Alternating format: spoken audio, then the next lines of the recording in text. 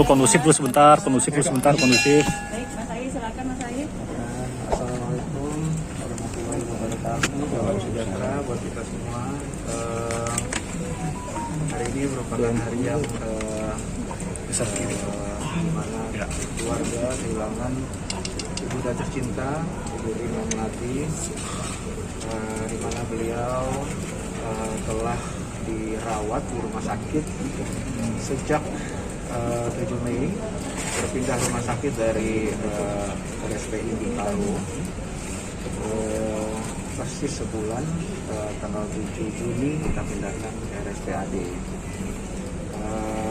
Pertama kali masuk, Ibu Rima terkena infeksi dari luka di bagian belakang, di bagian punggung belakang.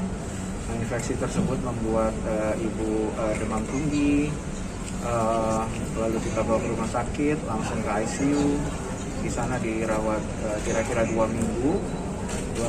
Lalu ternyata ada infeksi lain yang istilahnya merembet dari infeksi yang pertama, yaitu parunya mulai terendam air, harus disedot. Lalu dari situ berturut-turut akhirnya menjalar ke ginjal. Nah, menurut saya kalau kita rasa ginjal itu memang suatu hal yang memang kalau pasien itu sudah lama di rumah sakit, minum obat, lama-lama efeknya mungkin ke ginjal, dan dari situ ibu harus dilakukan cuci darah atau HB, dan selama di RSPAD ini sudah dilakukan 7 kali.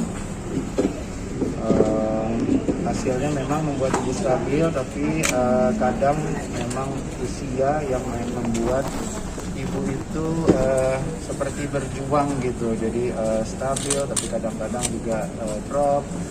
Nah, hari ini saya menemani ibu sebelum dia menghembuskan nafas terakhir.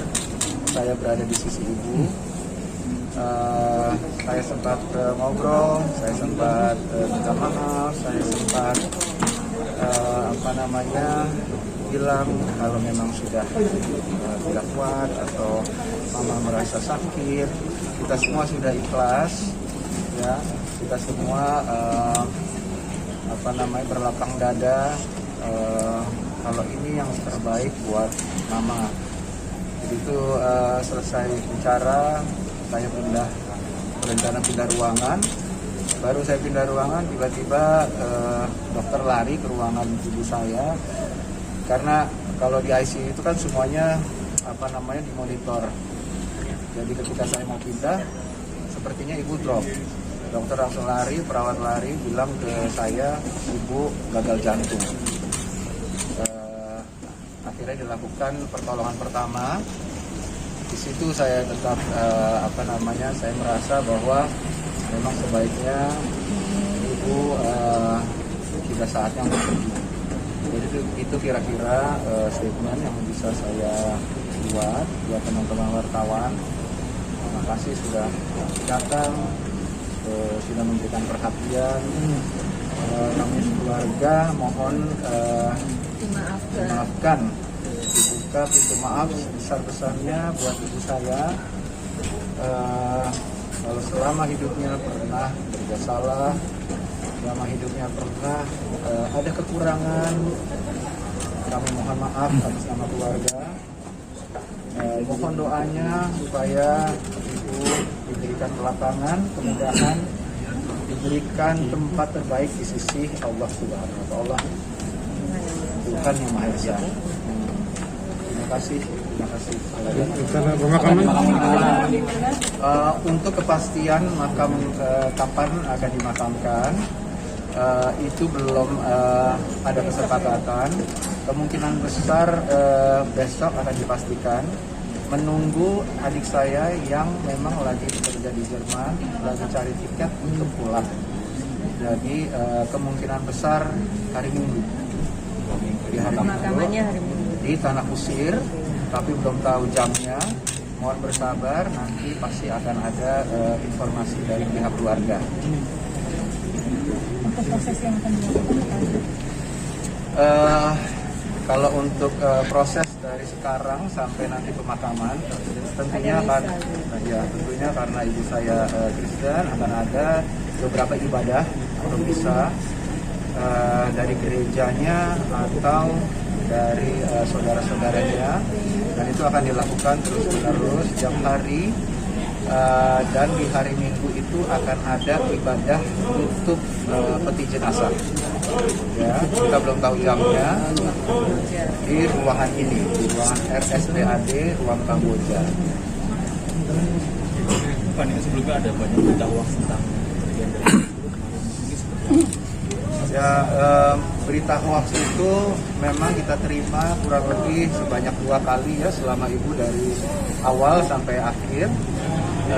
Tapi memang biasalah hoax itu kan memang kita udah tahu tujuannya seperti apa, dan memang yang mendapat berita itu langsung konfirmasi ke pihak keluarga, dan kita memang kita istilahnya bilang itu bukan cerita benar ya.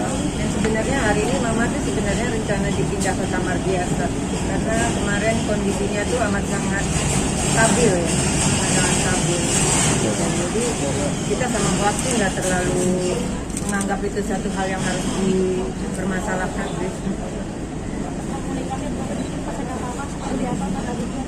Komunikasinya sempat gimana ibu bisa merespon dengan baik, artinya mendengar, memberikan bisa bicara balik ya, terbatas tentunya.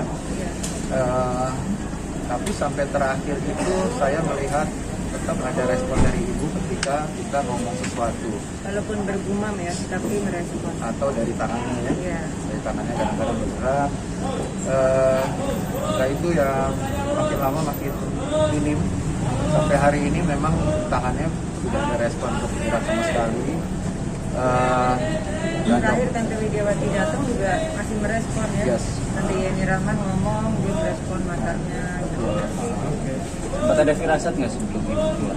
Enggak sih, kita kalau firasat itu sebenarnya tidak kalau ada. sebenarnya hanya Allah lah yang tahu kapan batas waktu kita itu, nggak ada yang Karena beberapa kali ibu itu drop, tapi akhirnya bisa stabil kembali. Fighter ya, Mama itu fighter. Mama seorang fighter, dia udah dibuktikan dari waktu itu sempat terkena cancer dan tumor ya, dan dikategorikan cancer survivor. Ya, dan ini nggak ada kumat dari kansernya kan, beberapa Nggak ada orang kumat, ya. mengatakan oh kansernya kumat ya, enggak, ini nggak ada kumat dari kansernya, jadi Mama memang benar-benar sudah bersih. Berarti murni komplikasi tadi infeksi. Iya, itu. Di beberapa organ. Ya, terakhir itu memang akhirnya ke ginjal itu tadi yang nggak reaksi, jadi harus diterapi ginjal itu dengan cuci darah. Jadi tak terima Wak. Negara itu apa sudah mengikhlaskan? Saya mungkin terlihat tegar. Saya harus tegar karena memang saya rasa itu yang ibu saya mau. Dan semua sudah mengikhlaskan, semua harus tegar. Dan saya khususnya, saya dan istri percaya kehidupan yang di sana jauh lebih baik daripada di sini. Dan Tuhan lebih sayang ibu dari ketimbang kita yang masih di sini. Jadi saya, insya Allah saya yakin dengan amal baiknya ibu, insya Allah diterima di sisi Tuhan, diterima tempat terbaik. Penerima wafat di usia berapa dan meninggalkan berapa? 82, hampir 83 Agustus tanggal 22 ini.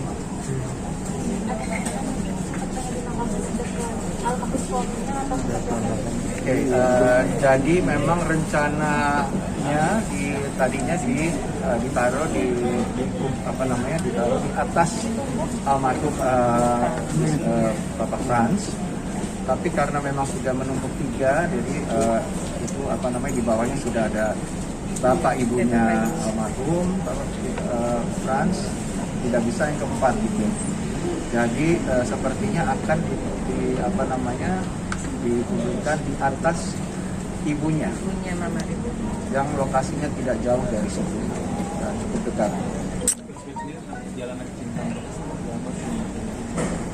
Perjalanan cinta mereka ya itu sebenarnya saya selalu sering dengar, bukan dari mereka tapi dari teman-temannya mereka.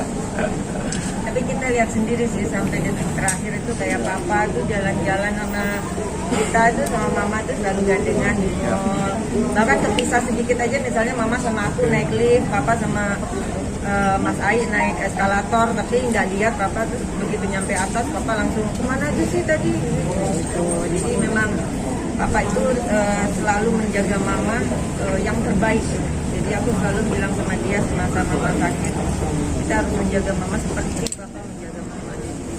Mungkin ada cita-cita yang ingin diwujudkan gitu dari Bunda Rima, seperti apa, ada nggak? Ya kalau cita-cita khusus dari dia mungkin kita belum sempat dengar ya.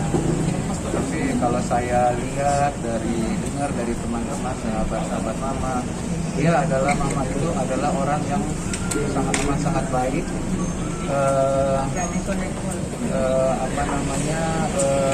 Dia itu sering menolong orang, membantu orang, apalagi ya, semua alhamdulillah cerita baik lah dari ibu.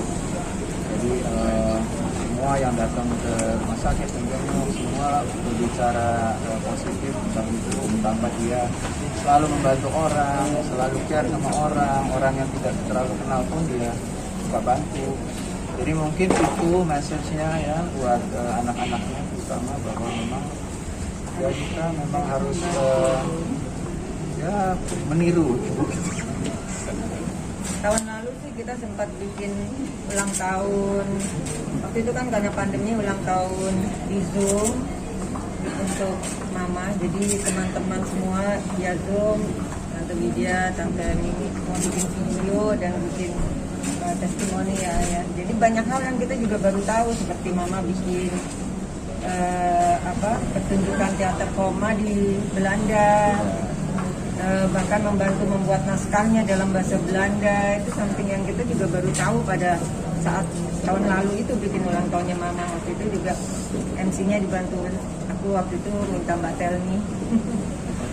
Dan ada juga cerita ternyata suami dari Ibu Titi Puspa itu sempat bikin lagu buat Mama Rima. Lagunya agak jazzy gitu, jadi memang ya banyaklah cerita-cerita dari ini ya, dari teman-temannya, menarik. Sip. Oke, terima kasih turut berduka cita. Terima kasih. Kalau berduka cita